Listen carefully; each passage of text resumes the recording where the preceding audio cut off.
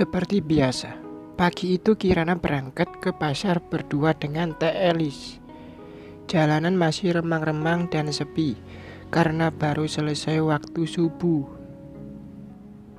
Nah, sudah berapa bulan usia kandunganmu? Sudah 4 bulan, Teh, jawab Kirana tanpa menoleh, karena ia fokus pada jalanan. Kamu sudah periksa pada bidan? Takutnya ada apa-apa sama kandunganmu. Sudah, Teh, sebulan sekali periksanya. Sudah di USG juga. Alhamdulillah semua baik.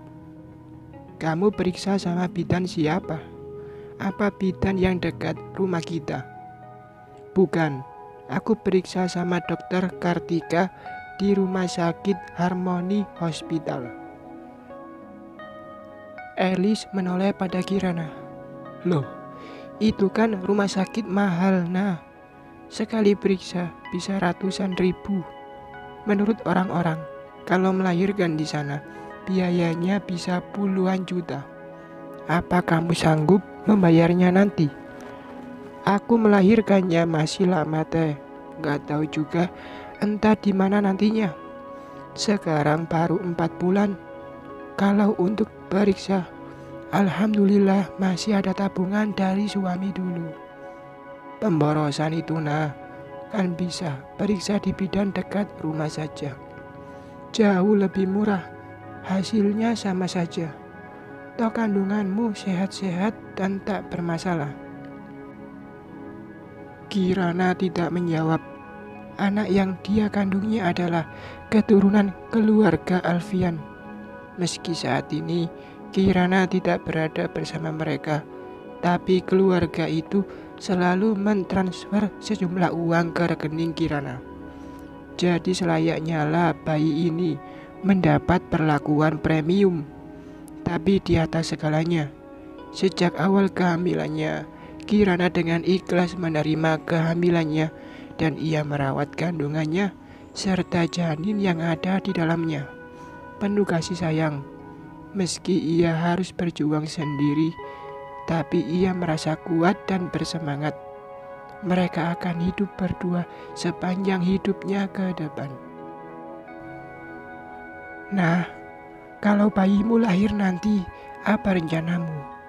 Lama Kirana terdiam mencerna maksud pertanyaan Teh Elis. Belum tahu, Teh. Sekarang, selama masih bisa bekerja, aku akan tetap bekerja. Kalau bayimu sudah lahir nanti, bagaimana mungkin kamu bekerja? Siapa yang akan menjaga bayimu? Sebetulnya, Kirana sudah punya rencana sendiri. Namun, ia tidak mau menceritakan pada siapapun apa rencananya ke depan. Nanti sekitar kehamilan 7 atau 8 bulan, ia akan berhenti bekerja di kantin. Ia akan membuka warung sembako di rumah kontrakannya. Di sekitar itu belum ada warung sejenis. Sementara di wilayah itu pembangunan perumahan tumbuh berkembang. Ia optimis warungnya akan berkembang juga. Jadi ia bisa bekerja di rumah saja. Bahkan kalau bayinya lahir nanti, ia bisa tetap bekerja sambil merawat bayinya. Mungkin nanti ia akan mencari seseorang untuk membantunya di warung. Walau seandainya ia tidak bekerja pun, uang yang dikirim keluarga Alfian ke rekeningnya sangat cukup untuk kehidupannya. Tiap bulan jumlahnya bertambah. Kirana tidak memakai uang itu untuk kehidupannya sehari-hari. Ia punya gaji dari kantin. Terakhir, saat mau ke Karawang dulu, ia mengambil sejumlah uang itu dan memindahkannya ke rekeningnya di bank lain untuk bekal ia melahirkan nanti.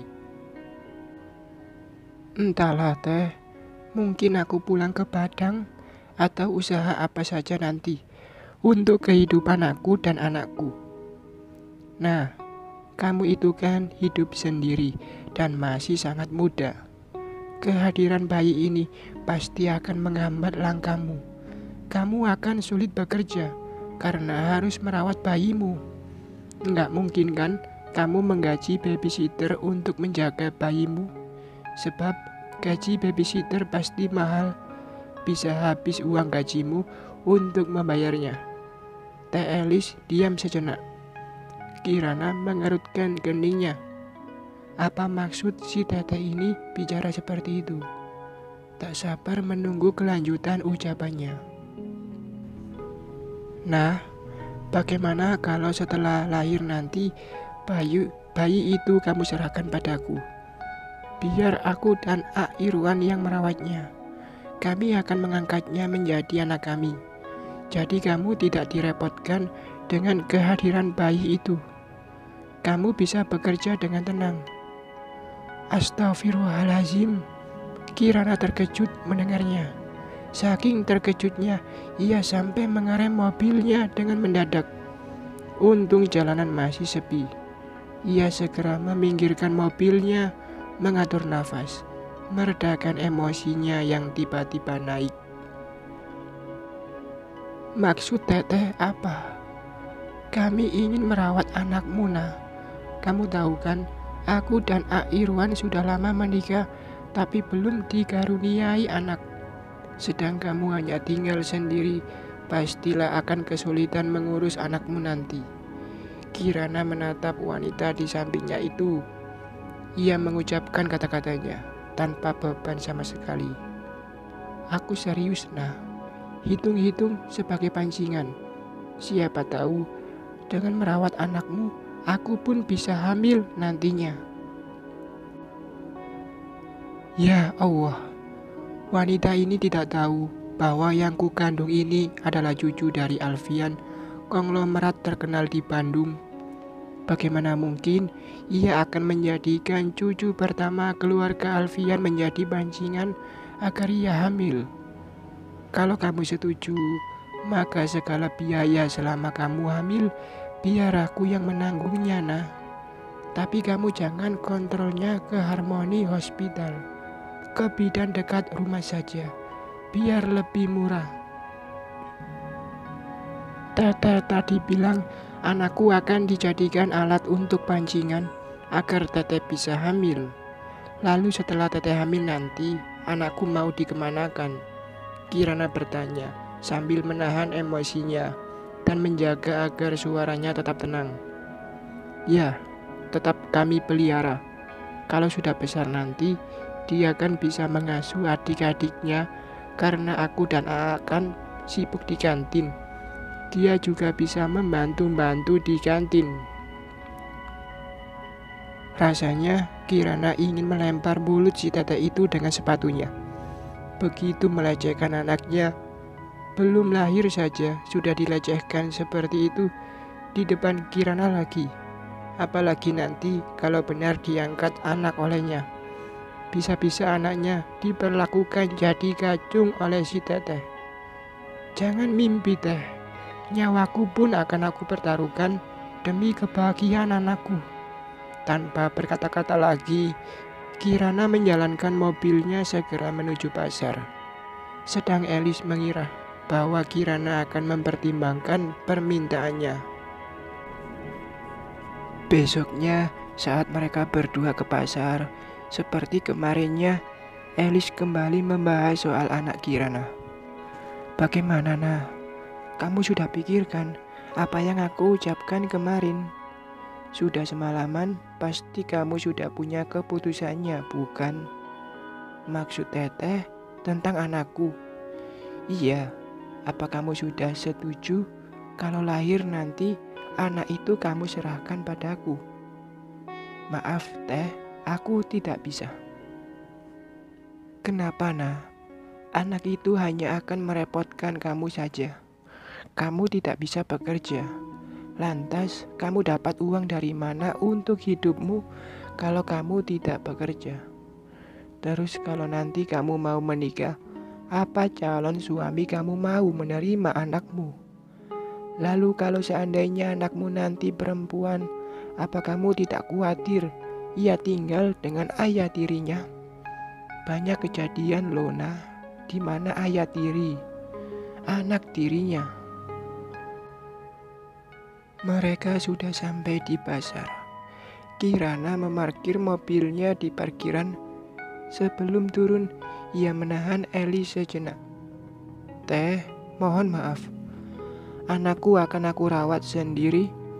Walau seberat apapun kehidupanku nanti, anak ini harus besar di tanganku, dalam pengawasanku, dengan kasih sayangku. Kalau ada lelaki yang ingin menikahiku nanti, tapi tidak bisa menerima anakku, maka aku memilih untuk tidak menikah. Jadi aku harap Teteh jangan membahas masalah ini lagi. Selama aku hidup, aku tak akan memberikan anakku pada siapapun." Tegas sekali ucapan Kirana. Elis turun dari mobil dengan kesal. "Kamu akan menyesal nanti setelah tahu bagaimana beratnya mengurus anak tanpa ada suami." Ia berjalan mendahului Kirana, membiarkan Kirana terbirit-birit mengikutinya. Karena masih kesal, Elis membiarkan Kirana membawa sendiri barang-barang belanjaan mereka. Biasanya ada anak-anak yang suka membantu membawakan belanjaan para pembeli di pasar itu. Tapi pagi itu mereka tak terlihat sama sekali. Terpaksa, Kirana bolak-balik dari dalam pasar ke parkiran mobil membawa belanjaan mereka yang banyak itu. Sebab kalau dibawa sekaligus berat sekali. Kirana pasti tidak kuat, apalagi ia sedang hamil, tidak boleh membawa beban berat. Sampai di rumah, Elis masih membiarkan Kirana menurunkan semua belanjaan dari mobil dan membawanya ke dapur. Mestinya, walau ia enggan membantu Kirana, harusnya ia memanggil pegawai lain untuk membantu Kirana. Belanjaan sayuran, ikan, ayam, bumbu-bumbu dan beras sangatlah banyak. Pelan-pelan Kirana menurunkan satu persatu karung berisi belanjaan dari mobil dan dibawanya ke dapur. Harus beberapa kali balik karena belanjaan itu banyak. Ketika ia membawa peti berisi telur, tiba-tiba ia merasa perutnya sakit sekali. Sepertinya perutnya kram, sakit sekali. Kirana tidak dapat menahannya, sehingga peti terlepas dari tangannya dan telur jatuh pecah berserakan di tanah. Kirana duduk di tanah sambil memegangi perutnya yang sakit. Irwan keluar dari kamarnya mendengar suara berisik di pekarangan. Dilihatnya istrinya berdiri di jendela sambil tertawa-tawa melihat keluar. "Ada apa, Neng? Sepertinya senang banget." Irwan mendekati istrinya, ingin melihat apa yang sudah membuat istrinya kegirangan seperti itu. Elis terkejut, segera ditariknya suaminya agar masuk ke kamar dan tidak melihat apa yang terjadi di luar. Tapi Irwan penasaran dan melihat keluar jendela. Ia terkejut melihat banyak telur berserakan di tanah, dan terlihat Kirana duduk sambil memegangi perutnya. Wajahnya seperti menahan sakit. Bergegas Irwan mendekatinya. "Nana, kamu kenapa?" Ia berjongkok dekat Kirana. Perutku sakit sekali. Aduh, aku nggak tahan." Kirana menggeliat menahan sakit. Melihat Kirana kesakitan dengan wajah pucat bersimbah keringat tanpa pikir panjang, Irwan meraih tangannya, membantunya berdiri, lalu memapahnya menuju mobil. Meski kakinya masih terpincang, ia nekat mengemudi membawa Kirana ke rumah sakit. "Kamu biasa kontrol kemana?" tanyanya pada Kirana ketika dalam perjalanan. "Harmony Hospital A." Segera Irwan memacu mobilnya ke rumah sakit itu. Ketika sampai di rumah sakit, Kirana sudah tidak sadar diri. Dengan cekatan, petugas rumah sakit membawa Kirana ke UGD dan meminta Irwan menunggu di luar. Sambil menunggu Kirana ditangani, Irwan menelepon adiknya, Indri. Indri, Kirana sekarang di rumah sakit Harmony Hospital. Tadi ia pingsan, kamu tolong ke sini bawakan pakaian bersihnya ya. Tadi ia dari pasar, kelihatan pakaiannya kotor. Indri terkejut mendengarnya. Sebelum berangkat ke pasar tadi, kondisi Nana baik-baik saja. Tidak terlihat ada gangguan apapun. Bergegas ia mengambil beberapa pakaian sahabatnya itu. Dengan ojek online, ia segera menyusul ke rumah sakit. Lebih 2 jam Kirana di ruang IGD. Akhirnya perawat memanggil Irwan. Bapak keluarga pasien Kirana. Irwan mengangguk. Dokter ingin bertemu dengan Bapak. Silakan masuk. Irwan masuk untuk menemui dokter yang menangani Kirana di sebuah tempat tidur. Dilihatnya Kirana tidur, entah masih pingsan, entah memang tidur. Selamat pagi, dokter. Pagi, Pak. Silakan duduk. Irwan duduk di kursi di depan meja dokter itu. Bapak suaminya pasien? Bukan, dok. Saya pemilik kantin tempatnya bekerja. Suaminya sudah meninggal. Oh, begitu. Ada anggota keluarganya di sini? Tidak ada.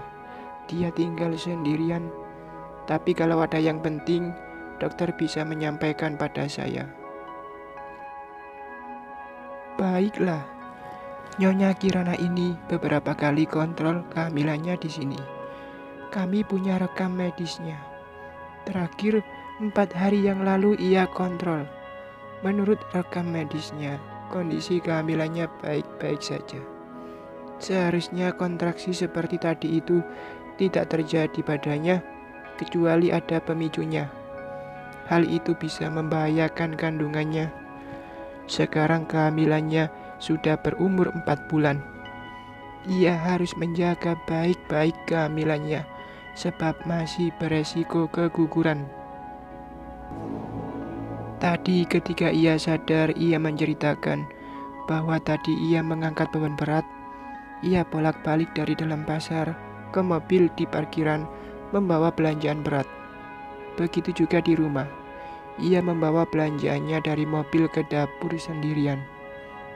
Kelelahan dan mengangkut beban berat memicu terjadinya kontraksi berlebihan sampai terjadi pendarahan ringan. Saya harap tolong ingatkan Nyonya Kirana untuk tidak bekerja berlebihan, apalagi sampai mengangkat beban berat. Terkejut Irwan mendengarnya. Kirana ke pasar kan berdua dengan Elis. Harusnya Elis tidak membiarkan Kirana mengangkat beban berat karena ia sedang hamil. Biasanya mereka memakai jasa kuli panggul di pasar. Dan kalau di rumah kan ada pegawai lain yang selalu membantunya. Mengapa sampai Kirana sendirian mengerjakan pekerjaan berat itu? Saya menyarankan agar Nyonya Kirana istirahat total di sini minimal selama 3 hari. Tekanan darahnya rendah. Kata dokter, nanti setelah 3 hari kita lihat lagi apa kondisinya sudah membaik. Kalau sudah membaik, ia bisa pulang dengan catatan tidak boleh mengerjakan pekerjaan yang berat. Harus lebih banyak beristirahat. Tapi kalau kondisinya masih kurang bagus, kami menyarankan untuk tetap di rumah sakit dulu agar mendapat perawatan yang maksimal. Irwan menyetujuinya. Ia segera mengurus administrasi dan meminta kamar di kelas 2 untuk perawatan Kirana. Setelah Kirana dipindahkan ke ruang perawatan, Irwan meminta Indri untuk kembali ke kantin. Kasihan tetemu sendirian mengurusi kantin. Kamu balik ke kantin ya. Biar AA yang menungguin Nana di sini. Nanti jam 2 kamu ke sini, gantian menjaga Nana. Aa pulang. Sepeninggal Indri, Irwan memilih duduk di depan ruang perawatan. Kirana masih tertidur. Di ruang kelas 2 itu terdapat 3 tempat tidur pasien. Tiga-tiganya terisi pasien, sehingga Irwan merasa tidak nyaman berada dalam ruangan perawatan. Menjelang tengah hari, terlihat petugas mengantar makan siang untuk pasien. Irwan mengikutinya masuk.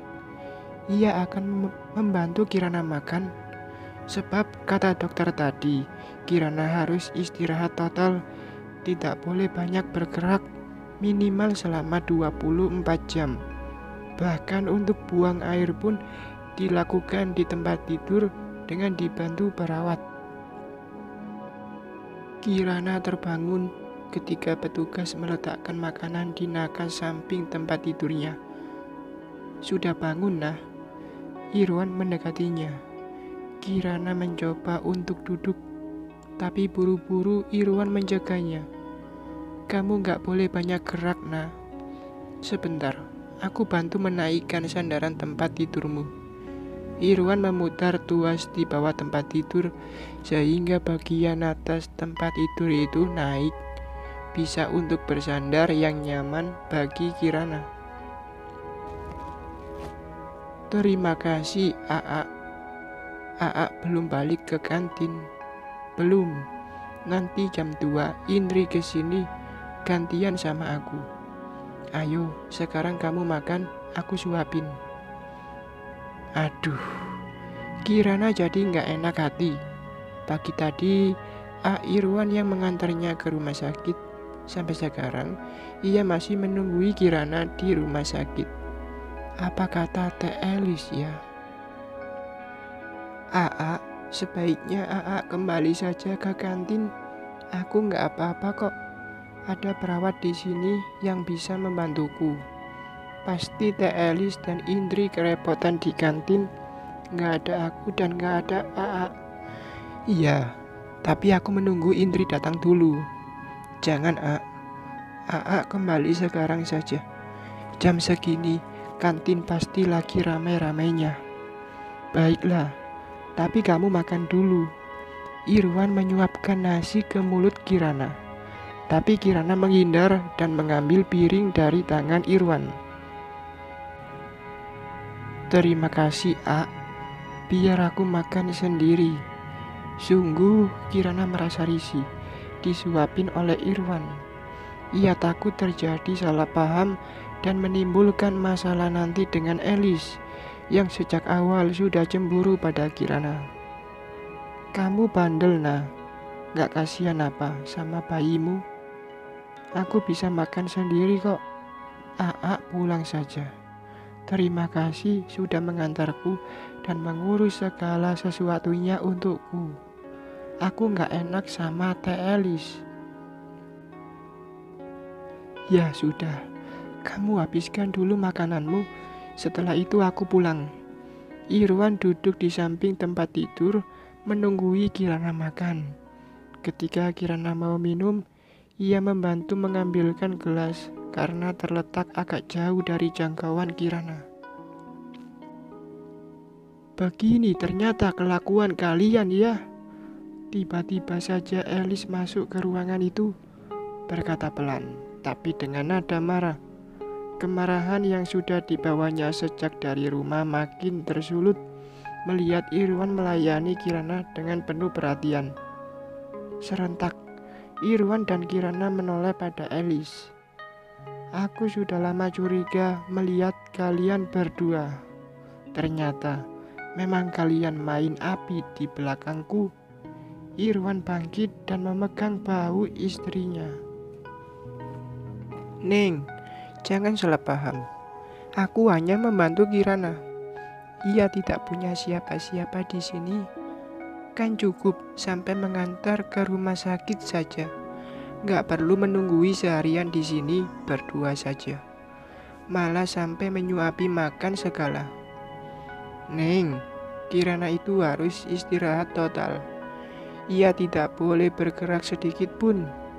Sejak tadi ia tidur dan aku menunggu di luar. Baru ketika makanan datang, aku masuk. Kirana juga baru bangun. Aku hanya membantu mengambilkan makanannya. Kamu lihat ia makan sendiri, bukan disuapi olehku. Nah, apa kamu sengaja jatuh tadi agar dirawat di rumah sakit dan ditunggui oleh AA? Pintar kamu cari alasan agar bisa berduaan dengan suamiku ya. Ning, jangan menuduh sembarangan. Sekarang aku mau tanya, mengapa di pasar tadi kamu menyuruh Kirana mengangkat barang belanjaan sendirian? Begitu juga ketika sampai di rumah, kamu membiarkan Kirana mengangkat barang dari mobil ke dapur sendirian. Mengangkat karung-karung belanjaan, beras dan telur, itu kan sangat berat. Mana ia sedang hamil? Kamu kan tahu, wanita hamil tidak boleh mengangkat beban berat. Rupanya si Nana melapor pada AA. Kalau tadi pagi aku tidak membantu dia mengangkat barang. Biasanya juga kalau di pasar ia dibantu kuli panggul. Mengapa tadi ia tidak mencari kuli panggul, malah mengangkat sendiri? Itu kan berarti ia cari penyakit sendiri. Padahal sebenarnya tadi di pasar, diam-diam Elis menghubungi kuli panggul langganan mereka agar tidak membantu mereka mengangkut barang belanjaan. Ia memberi orang itu uang dan mengatakan bahwa Kirana harus banyak bergerak agar mudah saat melahirkan nanti. Begitu juga ketika sampai di rumah. Ia melarang pegawai lainnya membantu Kirana dengan alasan yang sama, agar Kirana mudah saat melahirkan nanti. Neng, tadi pagi aku lihat kamu berdiri dekat jendela, melihat Kirana menurunkan barang-barang, dan kamu tidak mau membantunya. Malah ketika Kirana terjatuh, kamu tertawa tanpa berniat menolongnya. Tadi itu pulang dari pasar, aku haus dan mengambil minum dulu di rumah. Waktu aku mau keluar membantunya, ia sudah jatuh duluan. Jangan menyalahkan aku terus dong, A. Mentang-mentang selingkuhannya dibelain terus, malah istrinya disalahin terus. Ning, jaga mulutmu. Jangan menuduh sembarangan. Dosa memfitnah orang. Irwan mendesis marah.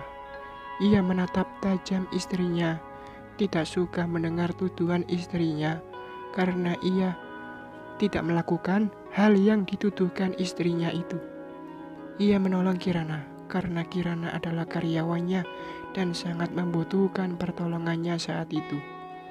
Lagi pula tidak ada orang lain yang menolong gadis itu. Apa ia tega membiarkan Kirana kesakitan sendirian?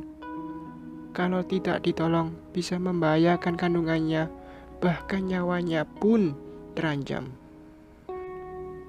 Aku pulang, silakan kalian berdua-duaan di sini. Dan kamu Kirana, gara-gara kamu kantin hari ini merugi banyak. Aku tidak bisa memasak karena barang belanjaan masih banyak di mobil dan mobilnya nongkrong di rumah sakit ini. Lalu telur kamu pecahin satu peti. Kamu harus mengganti semua kerugian itu. Elis betul-betul terbakar api cemburu. Ditambah lagi ia masih kesal karena Kirana menolak permintaannya untuk menyerahkan bayinya pada Elis. Bapak, Ibu, ini ruang rawat pasien. Dilarang membuat keributan di sini. Pasien butuh ketenangan. Silahkan selesaikan masalah kalian di luar rumah sakit. Seorang lelaki berpakaian rapi, kemeja dan dasi, serta seneli jas dokter. Tiba-tiba ada dekat situ. Elis menoleh sekilas. Ingat Kirana, kamu harus mengganti semua kerugian kantin. Ia melangkah keluar ruangan, tapi si dokter itu segera meraih tangannya. Ibu, katakan berapa kerugian kantin ibu akibat perbuatan Kirana. Saya bayar sekarang juga. Elis terkejut mendengar ucapan dokter itu. Mengapa dokter yang membayarnya? Karena Kirana adalah tanggung jawab saya. Emang dokter apanya? Saya saudaranya.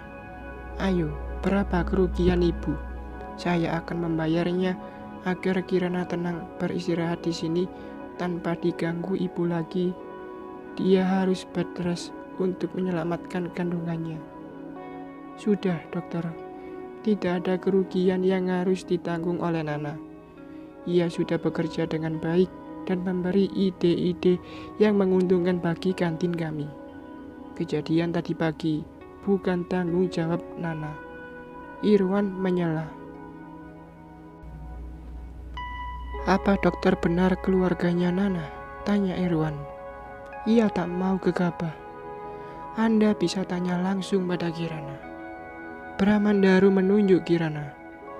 Baiklah dok, kami minta maaf sudah menyusahkan Kirana.